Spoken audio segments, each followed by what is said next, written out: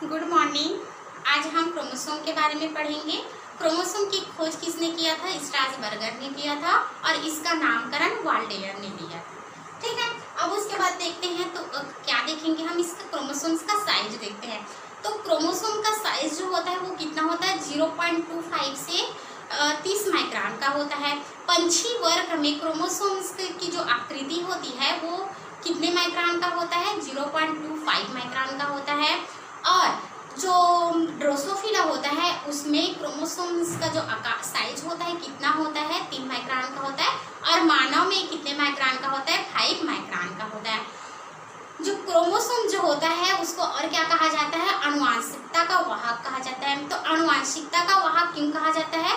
क्योंकि जो क्रोमोसोम होता है वो जेनेटिक इंफॉर्मेशन को एक पीढ़ी से दूसरी पीढ़ी में पहुंचाने का कार्य करता है, जिसकी वजह से क्रोमोसोम्स को क्या कहा जाता है? आनुवांशिकता का वाहक कहा जाता है। क्रोमोसोम में क्या प्रेजेंट होता है? जीन प्रेजेंट होता है। और ये जो जीन्स होता है वो कौन से फॉर्म में प्रेजेंट होता है? रेखी फॉर्म में प्रेजेंट होता है। अब उसके बाद क्या देखते हैं हम? क्रोमोसोम्स की संख्या देखते हैं। तो क्रोमोसोम की जो संख्या होती है वो अलग अलग प्रजातियों में इसकी संख्या जो होती है वो अलग अलग होती है। अगर हम क्रोमोसोम की संख्या की बात करते हैं तो एक निश्चित एनिमल्स में इसकी जो संख्या होती है वो क्या होती है? निश्चित होती है। जैसे कि ह्यूमन जो होता है, मानव, इसमें क्रोमोसोम की जो संख्या होती है कितनी होती है? 46 होती है। एस्केरिस में क्रोमोसोम की संख्या कितना होता है? एस्केरिस में क्रोमोसोम की संख्या जो होता है वो कितना होता है? 2 होता है ना। तो इसी प्रकार से अलग अलग प्रजातियों में या अलग अलग जीवों में क्रोमोसोम की संख्या जो होती है वो कैसी होती है? अलग अलग होती है ना। अब उसके बाद क्या देखेंगे हम? इसका आकार देखेंगे। क्या देखेंगे हम? इसका आकार देखते हैं। तो क्रोमोसोम का आकार गुणसूत्री बिंदु पर डिपेंड करता है। गुणसूत्री बिंदु मतलब सेंट्रोसोम। तो सेंट्रोसोम की स्थिति के अनुसार गुणसूत्र जो होता है उसका निम्न प्रकार होता है। तो सबसे पहले हम देखते हैं क्या? टिलोसेंट्रिक। ठीक, पहला प्रकार होता है इसका टिलोसेंट्रिक। टिलोसेंट्रिक जो होता है इसमें सेंट्रोमियर जो होता है क्या होता है? सेंटर में होता है और एक लंबी सी क्या होती है? भुजा होती है। तो ये जो क्रोमोसोम है इसको क्या कहा जाता है? टिलोसेंट्रिक क्रोमोसोम कहा जाता है। ठीक है, दूसरा क्या होता है? Acrocentric chromosome. तो एक्रोसेंट्रिक क्रोमोसोम में जो सेंट्रोमियर की स्थिति होती है वो कैसी होती है? केंद्र से थोड़ी सी क्या होती है? ऊपर होती है। ये हमारा क्या है? केंद्र है। तो सेंट्रोमियर जो होता है क्या यहाँ पर स्थित होता है और ये क्या होता है? एक लंबी सी भुजा होती है। तो इसको क्या कहा जाता है? एक्रोसेंट्रिक कहा जाता है। अब उसके बाद क्या देखते हैं हम? तीसरा होता है सब मेटासेंट्रिक। क्या होता है तीसरा? सब मेटासेंट्रिक। ठीक है, सब मेटासेंट्रिक में क्रोमोसोम का जो आकार होता है वो कैसा होता है? एल शेप्ड या जेब शेप्ड आकार का होता है, जिसमें एक भुजा कैसी होती है? छोटी होती है और दूसरी भुजा क्या होती है? लंबी होती है। ठीक है, एक भुजा कैसी होती है? छोटी होती है और दूसरी भुजा कैसी होती है? लंबी होती है। तो इस प्रकार का जो क्रोमोसोम होता है वो कौन सा क्रोमोसोम होता है? सब मेटासेंट्रिक क्रोमोसोम होता है। ठीक है, अब चौथा जो प्रकार होता है वो कहलाता है मेटासेंट्रिक। ठीक है, मेटासेंट्रिक। तो मेटासेंट्रिक में जो सेंट्रोमियर गुणसूत्रीय जो बिंदु होती है ये कहाँ पर प्रेजेंट होता है? बीच में प्रेजेंट होता है। और क्रोमोसोम की जो दोनों भुजाएं होती है ये क्या होता है? समान लंबाई की होती है। ठीक है, ये ठीक है। मेटासेंट्रिक में जो सेंट्रोमियर जो होता है वो बीच में होता है और क्रोमोसोम के दोनों भुजाओं की लंबाई जो होती है वो कैसी होती है? समान होती है। ठीक है, मेटासेंट्रिक को भी शेप्ड आकार का क्रोमोसोम भी कहा जाता है। ठीक है, तो यहाँ तक समझ में आया ना। अब उसके बाद क्या देखते हैं हम? संरचना देखते हैं। किसका संरचना? क्रोमोसोम्स का संरचना देखते हैं। तो ये क्या है? हमारा क्रोमोसोम होता है ना, जिसमें क्या जाता है, टीलोमियर पाया जाता है, पेरिकल, पेरिकल झिल्ली होती है, मैट्रिक्स होता है। ये जो मैट्रिक्स होता है ये क्या होता है, तरल पदार्थ होता है। और क्या पाया जाता है, क्रोमोनीमेटा पाया जाता है ना, क्रोमोनीमेटा पाया जाता है, और क्रोमोमियर पाया जाता है, सेंट्रोमियर पाया जाता है, न्यूक्लियस पाया जाता है, सेकेंडरी सेंट्रोमियर पाया जाता है, और यहाँ पर एनओआर उपस्थित होता है, सैटेलाइट उपस्थित होता है। तो इन सब का विवरण क्या हम डिटेल से देखते हैं, ठीक है। तो सबसे पहले क्या देखते हैं हम, टीलोमियर देखेंगे। टीलोमियर गुणसूत्र का ये टीलोमियर भाग होता है, वो सबसे ऊपर का भाग होता है। क्या होता है, सबसे ऊपर का भाग होता है, जो कि कैसा होता है, नॉन जेनेटिक होता है, ठीक है, नॉन जेनेटिक एक्रोमेटिक होता है। अर्थात इसका जो है वो किसमें पार्टिसिपेट ये नहीं करता, जो सूचनाएं होती है उसको generation to generation pass out करने में ये क्या भागीदारी नहीं लेता। टीलोमियर जो होता है वो आयु से संबंधित होती है। जैसे जैसे मनुष्य जीवों की आयु बढ़ती जाती है वैसे वैसे जो टीलोमियर्स होती है इसकी आकृति जो होता है वो छोटे होता जाता है, ठीक है। तो ये हमारा कंप्लीट हुआ टीलोमियर। अब दूसरा क्या देखते हैं, पेरिकल। पेरिकल जो होता है वो गुणसूत्र के चारों ओर प्रेजेंट होता है, और ये कैसी संरचना होती है, झिल्ली नुमा संरचना होती है। ये भी कैसा होता है, नॉन जेनेटिक मटेरियल होता है, अर्थात अनुवांशिकता से इसका कोई लेना देना नहीं होता। तो ये दूसरा भी कंप्लीट हुआ हमारा क्या था, पेरिकल, ठीक है। अब तीसरा आता है मैट्रिक्स।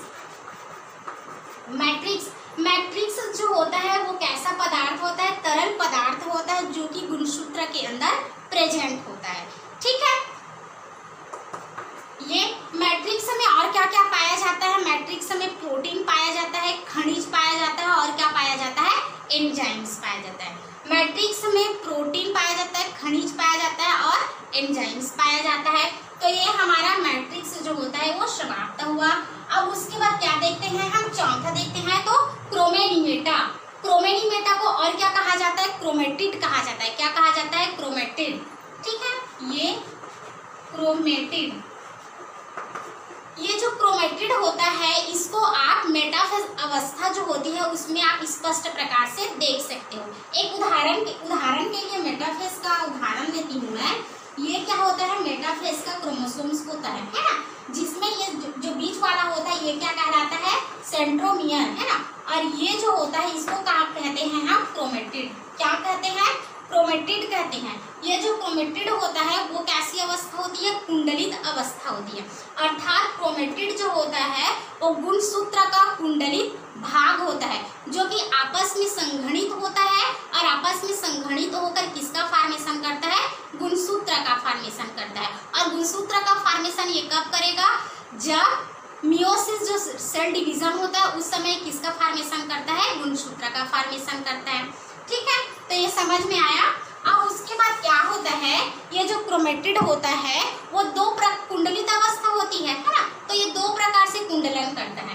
पहला कुंडलन होता है पैरानेमिक, ठीक है। पहला कुंडलन होता है पैरानेमिक। ये जो पैरानेमिक कॉइल होता है, कॉइलिंग, ठीक है।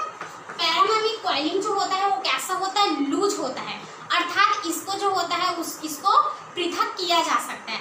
ऐसा कॉइलिंग जिसे हम पृथक कर सकते हैं उसको क्या कहा जाता है, पैरानेमिक कॉइलिंग कहा जाता है। अब दूसरा जो कॉइलिंग होता है वो क्या होता है, प्लैक्टोनेमिक। दूसरा कॉइलिंग क्या होता है, प्लैक्टोनेमिक कॉइलिंग होता है। ये जो प्लैक्टोनेमिक कॉइलिंग होता है इसको कैसा कॉइलिंग होता है, ये टाइट कॉइलिंग होता है जिसको पृथक नहीं किया जा सकता, ठीक है। तो ये हमारा क्रोमेटिड या क्रोमेनिमेटा जो है वो समाप्त हुआ। अब उसके बाद क्या देखते हैं हम, छठवा सेंट्रोमियर। क्या देखेंगे, पांचवा, अच्छा ये क्या देखेंगे हम, क्रोमोमियर देखेंगे। क्रोमोमियर देखते हैं, है ना। तो ये क्रोमोमियर जो होता है वो किस में प्रेजेंट होता है, क्रोमोनिमेटा या क्रोमेटिड में प्रेजेंट होता है, ठीक है।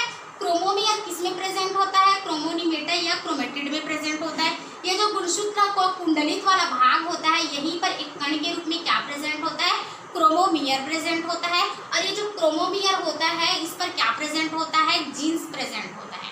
ठीक है, हम लोग हमेशा यही पढ़ते रहे हैं ना कि क्रोमोसोम्स में क्या प्रेजेंट होता है, जीन्स प्रेजेंट होता है। तो क्रोमोमियर में क्या प्रेजेंट, गुणसूत्र का जो क्रोमोमियर वाला पार्ट होता है वहां पर क्या प्रेजेंट होता है, जीन जो होता है वो प्रेजेंट होता है। ठीक है, अब उसके बाद क्या देखेंगे, सेंट्रोमियर। छठवां क्या है, सेंट्रोमियर। ये जो सेंट्रोमियर होता है, सेंट्रोमियर, इसको और क्या कहा जाता है, प्रथम संकीर्णन कहा जाता है। क्या कहा जाता है, प्रथम संकीर्णन कहा जाता है। ठीक है, अब उसके बाद क्या है हमारा सेकेंडरी, सातवां है सेकेंडरी सेंट्रोमियर। ठीक है, क्या है, सेकेंडरी सेंट्रोमियर। तो ये जो सेकेंडरी सेंट्रोमियर होती है ये कुछ ही क्रोमोसोम्स में प्रेजेंट होता है ना। मतलब जरूरी नहीं है कि सेकेंडरी सेंट्रोमियर हर एक क्रोमोसोम में प्रेजेंट हो, अर्थात सेकेंडरी सेंट्रोमियर जो होता है वो कुछ ही क्रोमोसोम्स में प्रेजेंट होता है। और सेकेंडरी जो सेंट्रोमियर होता है यहीं पर क्या प्रेजेंट होता है, न्यूक्लियस प्रेजेंट होता है। क्या प्रेजेंट होता है, न्यूक्लियस प्रेजेंट होता है। अब न्यूक्लियोलस प्रेजेंट होता है। और ये जो न्यूक्लियोलस होता है ये क्या करता है, आरएनए, राइबोसोमल आरएनए का ये क्या करता है, सिंथेसिस करता है। ठीक है, किसका सिंथेसिस करेगा, राइबोसोमल आरएनए का ये सिंथेसिस करता है ना। और ये जो सेकेंडरी सेंट्रोमियर होता है, क्या होता है, सेकेंडरी सेंट्रोमियर होता है, यहाँ पर और क्या पाया जाता है, NOR पाया जाता है। क्या पाया जाता है, NOR पाया जाता है। NOR का क्या फुल फॉर्म होता है, न्यूक्लियोलर ऑर्गेनाइजर रीजन होता है। क्या होता है, न्यूक्लियोलर ऑर्गेनाइजर रीजन होता है। ठीक है, ये क्या होता है, एक केंद्रिका संगठन क्षेत्र होता है। क्या होता है, केंद्रिका संगठन क्षेत्र होता है ना। केंद्रिका संगठन जो क्षेत्र होता है वो मनुष्य के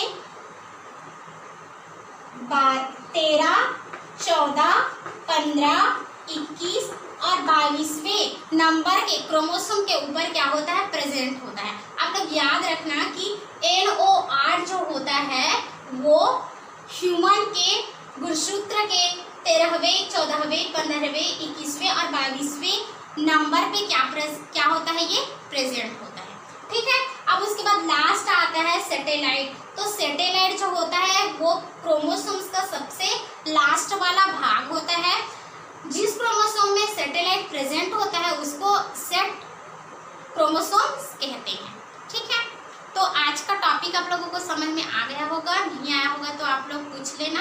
और फिर नेक्स्ट हम न्यूक्लिक एसिड, DNA, RNA के बारे में पढ़ेंगे। Thank you.